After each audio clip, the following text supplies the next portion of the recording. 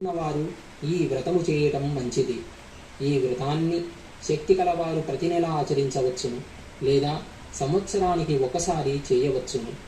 సత్యనారాయణ స్వామి వ్రతాన్ని ఆచరించే రోజున సూర్యోదయానికి పూర్వమే నిద్రలేచి కాలకృత్యాలను తీర్చుకొని స్నానాధికాలు పూర్తి అయిన తరువాత భక్తి శ్రద్ధలతో నిశ్చలమైన మనస్సుతో దేవాదిదేవ శ్రీ సత్యనారాయణ స్వామి మీ అనుగ్రహం పొందడానికి భక్తి శ్రద్ధలతో ఈ వ్రతాన్ని ఆచరిస్తున్నాను అని మనస్సులో ధ్యానము చేసుకొని నమస్కరించుకోవాలి.